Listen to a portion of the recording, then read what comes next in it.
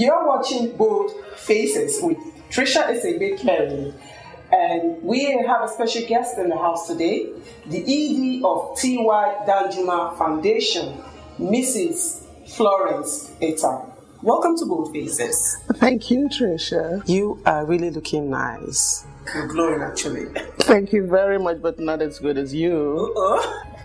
Okay, now let's meet you for the benefit of our viewers in Nigeria and in the diaspora. Tell us about yourself, your background. My full names are Florence Etta-AkinAina, or as the Brits would call it, AkinAina.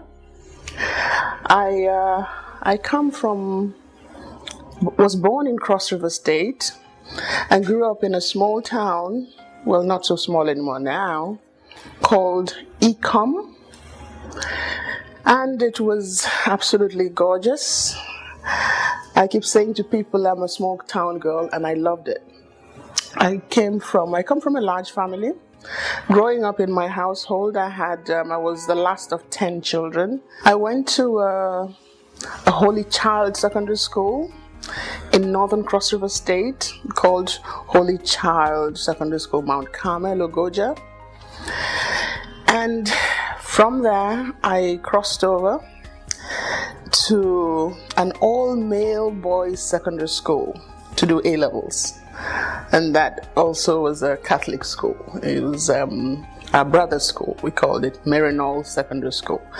We were the first girls in the higher school section. How can you describe the influence your parents had on your life as regards to what you are today?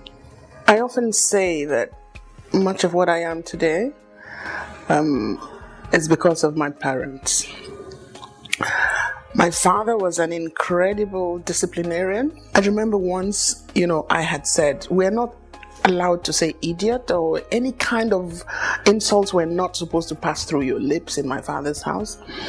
And I made a mistake of saying, idiot to somebody. And I was outside in the compound, and I think my father was in his bedroom. And he had a characteristic cough. He would go like this.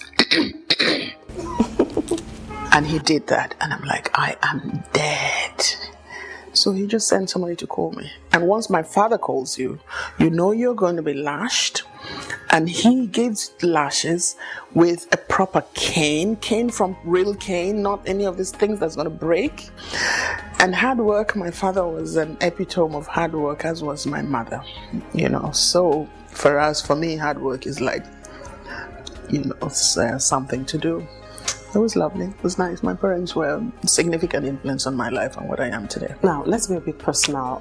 Tell us about your marriage and children. Oh, yeah. I'm married to a gorgeous man. He's my friend. He's my mentor. He's a lover. He's everything rolled into one. You really couldn't wish for a better person to have your back. And we have 4 gorgeous children. The oldest one is a boy, and then there's 3 daughters. I often say that God loves me because he gave me the boy first, so I would have no anxieties. I have another friend who had 4 daughters in a row and got pregnant again, and I said to her, are you trying to kill yourself? She turned around and said to me, I'm not going to stop until I have a boy. I'm like, you can't be serious, can you? And she says, no, I am serious. Do you know where my husband comes from? Boys are important. And I'll keep going until I have one. So for me, and the fact that our first child is a boy was just took away that pressure, really. And I'm ever so grateful. The T.Y. Danjuma Foundation, what are your missions and visions? What are your main goals as well? The T.Y. Danjuma Foundation has a vision for Nigeria. A Nigeria where all people have quality education and healthcare. That's the vision we have. And our mission is to work with NGOs and CBOs, support them with grant money to implement exciting, innovative, and creative practical projects to bring change to mostly rural Nigerians. And our goals are to touch the lives of Nigerians who need help. Our founder and chairman of the board, General Theophilus Yakubu Danjuma, himself said in setting up this foundation that he wants to give back to the society. He said as a young man, he went into the army, fought for the unity of the country. God granted the country success in that civil war. We remained one country, and after then he went into business and is a very successful businessman today. And so he thought this is a way to pay back. He said he never imagined he was going to be this successful, and so he wanted to give back to the country. But the foundation was the vehicle he created to formalize giving, so that he will encourage and other people will see this model and possibly follow it as well. How would you describe General T.Y. Danjuma, retired, and his beautiful wife, Senator Daisy Danjuma? My boss, General T.Y. Danjuma, retired, GCON, by the way. He's an incredibly disciplined man. I don't know if it's because of his military background, but he's absolutely incredible in personal discipline. He's a man of few words, an astute businessman, to be quite honest. I have no head for business, but just seeing the kinds of things he has put in place in relation to business enterprises and efforts is, for me, really awesome. He is also absolutely generous, generous, and I mean real generous. He has continued to give from his pocket even after he established the foundation. This foundation, I don't know how familiar you are with not-for-profits. This is the only foundation that has a publicly stated endowment of $100 million US. Oh, his wife Daisy, as you say, she's pretty, she's charming, she's elegant, she's generous, and she's very supportive of the foundation. We couldn't wish for a better pair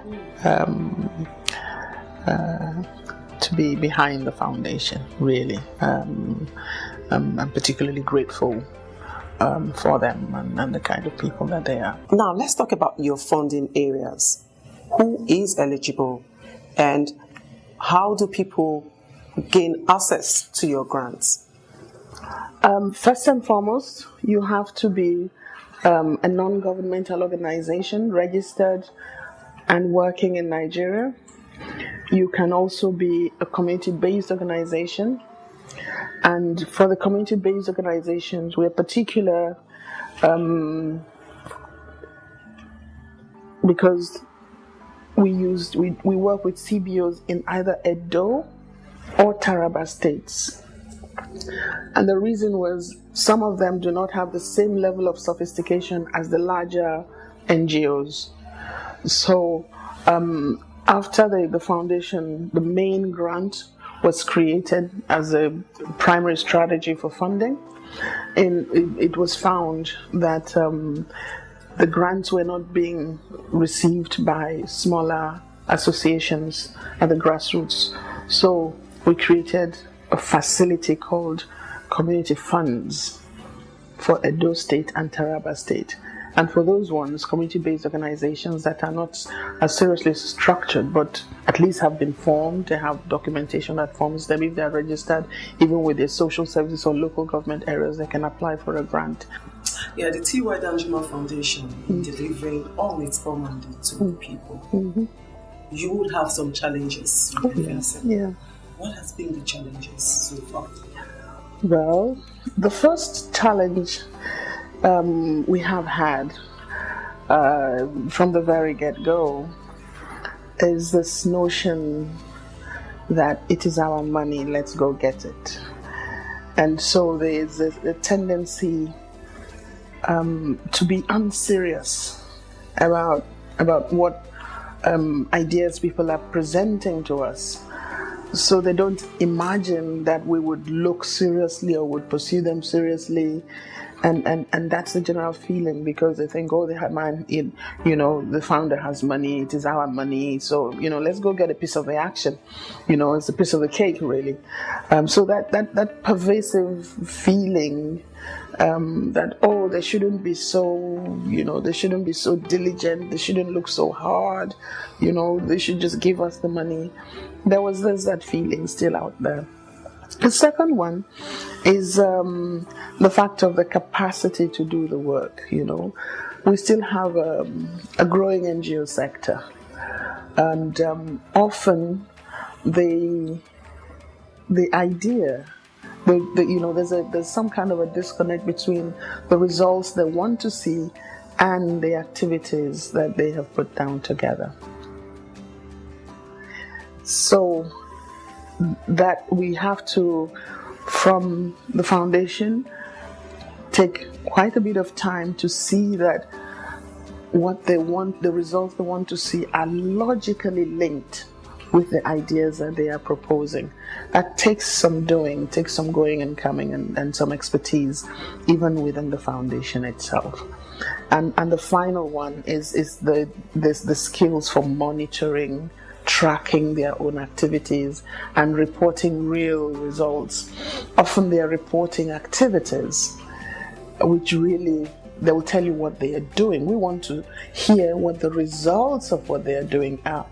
But because they have not been invested or do not have enough capacity and skills or tools to monitor, track, document the results, the outcomes of what they're doing, it's kind of difficult.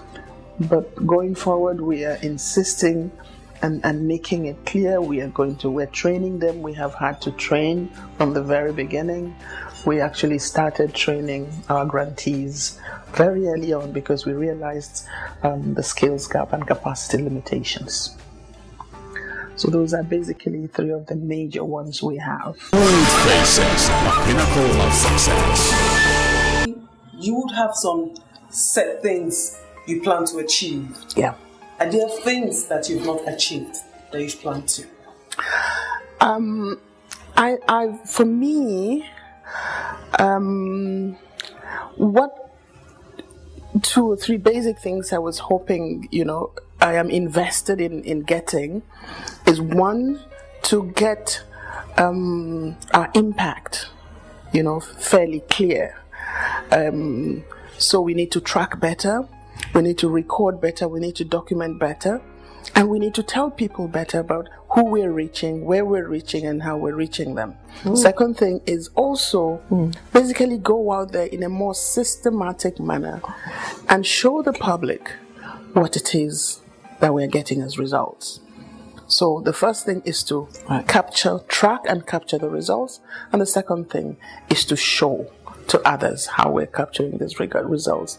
And finally, the hope is also to be a significant actor in the Nigerian philanthropic space. There are not very many foundations like us, because of who we are, because we are, like I say, the first, and we want to be the best.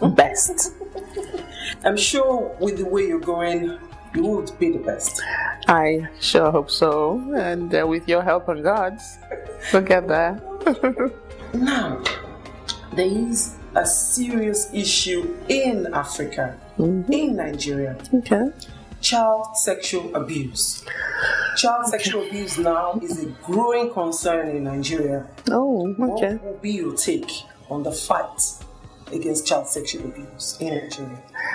First and foremost, to say that it is very disheartening. It's a very painful thing. It is abhorrent. I would like to say in my earlier life I came from an activist feminist rights position, and child rights as well as women's rights are something very close to my heart. So it's very painful when society preys on its own weakest group and totally oblivious of the marks of pain and horror that they leave on children. It is an awful thing, and it's something that anybody that has strength or resources should try to fight against. Please tell us, what advice do you have for parents, guardians, and the society on ways to protect children from pedophiles? You know, the funny thing is that there is no way of identifying who a pedophile is or going to be. So it's very difficult. What I would say, firstly, to parents is to just be watchful. Be careful. Be careful that you don't leave your children unattended. Be careful that you know who you're leaving your children with. Be careful that you actually have ways of seeing, even when you're not there, what may be going on with your children. Everybody around children needs to be conscious of that fact and be active, put it in your active consciousness, and be protecting and protective of children, because it can actually destroy people's entire sexuality and lives. So it is something that people should take very seriously. Yeah, it affects your personality in adulthood. BOLDFACES, a Pinnacle of Success. Any form of sport? I have always loved, as long as I can remember, tennis. I started out when I was young, loving the outfits. But then that graduated. It's a sport I like to follow. Why? Is it because you live in America and you have people like Serena Williams? I'm sure it's because of her. Well, to be quite honest, I think that what the Williams girls have done is an amazing feat. Yeah, but I do know that I like the game even before then. I was telling you that I actually started out in secondary school liking the outfit. I think it's just such a beautiful game, you know. The running around on the courts and just the powerful shots, you know. And I have kind of followed the tennis greats over time. I think Federer is just an incredible person. Now let me take you into the world of entertainment. What kind of music do you really like? I'm old school in that sense. I like jazz, and I like old Nigerian, West African high life. Any particular musician you would want to mention? Not really. The old black Americans, you know, the Jimi Hendrix tradition. In the Jimi Hendrix tradition, yes. BOLDFACES, a Pinnacle of Success. Tell us the bold step you had to take in your life that you have benefited from today. The bold step I had to take, I think, was being brave enough to seek persistently the Commonwealth Scholarship after I finished my bachelor's degree. I don't know that it was bold. I know it was just persistent. When I finished my first degree at the University of Lagos, I wanted to live abroad. I knew my father couldn't afford it, so I persistently, sought and applied for the Commonwealth Scholarship. For 3 consecutive years, I kept going, I kept applying and going through the motions. If you know that process, it's not easy. And every year I was shortlisted. And every year until the third year, I didn't get a scholarship. So in this third year, I said, going through the motions, I said, no, this is the last time. I'm not coming back here. It's a difficult process to even get right up to the interviews. And you do the interviews and you don't get selected. So I said, we were joking. We're asking each other at the interview gallery when we were there waiting, is this your first time? And people will say yes. And so you're a rookie. This is my first, this is my second, this is my third. So getting that scholarship and having the courage to leave a 6-month-old baby behind. I had the baby in March and I had to go. The scholarship came, notification came a little after that, and I was supposed to start school in August. And we agonized over it, but then we decided, well, look, we've wanted this forever. So I went. That was hard. That was very hard. That was really hard. What message of hope do you have for the downtrodden out there who have given up on themselves? Never give up hope. Never give up hope, because you're not alone. You're not alone because there are people who are willing and able to help. Look at the foundation. The T.Y. Danjuma Foundation has been established as a vehicle for help. And this is only one institution. There are thousands and thousands and thousands of people who want to help.